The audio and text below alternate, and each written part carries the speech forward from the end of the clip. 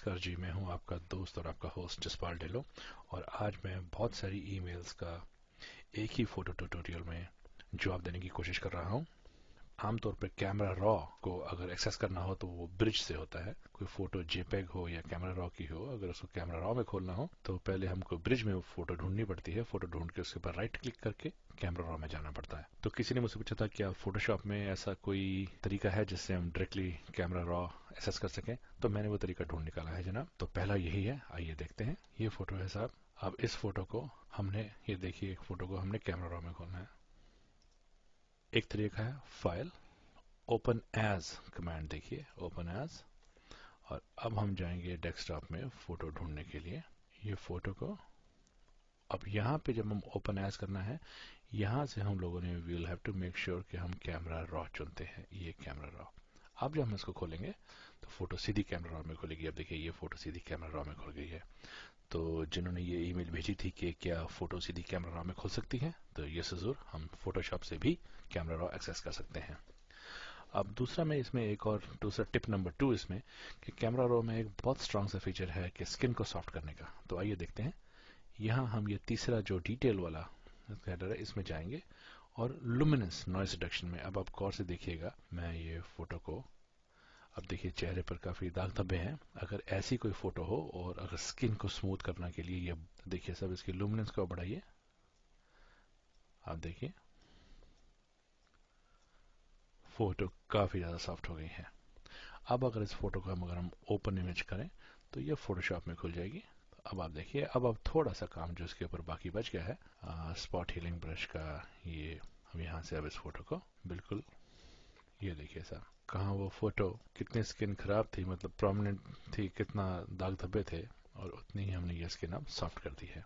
तीसरी मेरे पास ईमेल आई थी कि हम जब चेंजेस करते हैं तो अगर फोटो खराब हो जाए तब हमें सब कुछ दोबारा करना पड़ता है। उसके लिए हम क्या करें। तो सबसे आसान तरीका, अगर कोई चेंजेस करने हैं फोटो में, जैसे ये फोटो है, अगर इसे आपने कोई भी चेंजेस करने हैं, या जैसे इनकी चेंजेस इन द सेंस जैसे आपने इनका मोड बदलना हो या डार्क करनी हो, लाइट करनी हो, तो बेस्ट तरीका है जी, यहाँ से एडजस्टमेंट लेयर पिक कीजिए। एडजस्टमेंट लेयर लेके आप जो भी चेंजेस करेंगे ये बहुत फायदे में रहेगी, क्योंकि मैं अभी आपको बताता हूँ। देखिए ये जैसे हमने कलर बैलेंस चुना है, हम चाहें तो इनका कलर लाल, जो भी ये इनका ओरिजिनल स्किन कलर आ गया है। तो अब अगर ये हमको पसंद है तो ठीक है, लेकिन अगर हम फोटो को ऐसे ही सेव कर दें फोटोशॉप फॉर्मेट में और कल अगर दोबारा खोलें तो ये एडजस्टमेंट लेयर अपने आप में दोबारा अवेलेबल है। हम चाहें तो इसको, जैसे कि मैं आपको दिखाता हूँ, इसको फाइल को, अब हम फाइल को यहाँ से भी सेव कर सकते हैं। उसको सेव कर देते हैं यस करके, तो ये चेंजेस फोटोशॉप में सेव हो जाएगी। इसको ओके कर दीजिए। अब अगर हमको ये फोटो दोबारा खोलनी पड़े,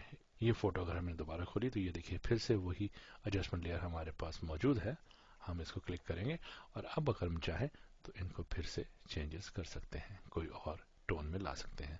तो हमेशा लेयर के ऊपर काम मत कीजिए, एडजस्टमेंट लेयर बना के उसके ऊपर चेंजेस करिए, कि कल आपको अगर चेंजेस में कोई तब्दीली लानी पड़े तो आपको नए सिरे से दोबारा सारा काम ना करना पड़े। तो ये था जी टिप नंबर 3। अब टिप नंबर 4 जी, हेज दूर करना है।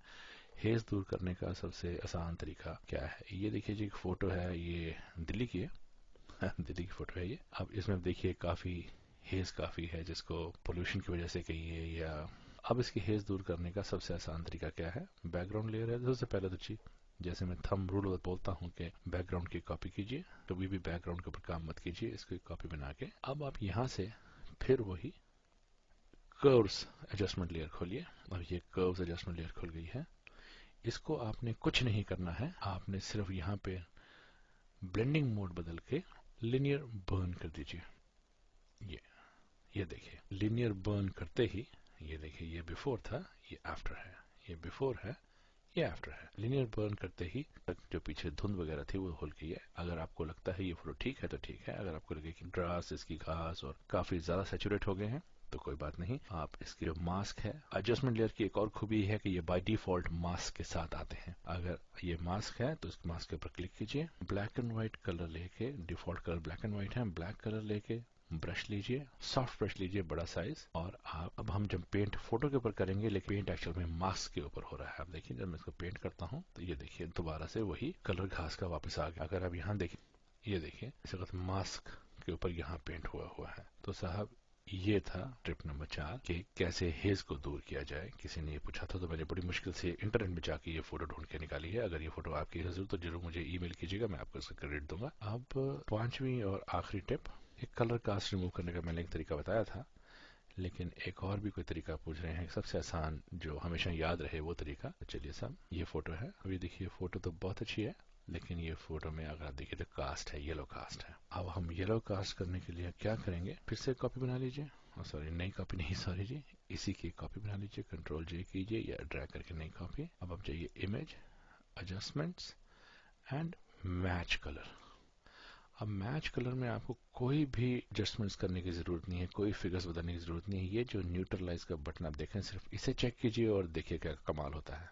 ये देखिए, ये चेक करते ही ये फोटो न्यूट्रलाइज हो गई। ये देखिए, ये बिफोर है, ये आफ्टर, बिफोर और ये आफ्टर। तो अब आप इसके ऊपर चाहें तो और एडजस्टमेंट्स लेयर खोल सकते हैं। हम इसको क्या ह्यू एंड सैचुरेशन लेके, अब चाहें तो इसकी थोड़ी सी सैचुरेशन अगर बढ़ाएं तो इनके असली जो स्किन टोन है वो सामने आ जाएगी।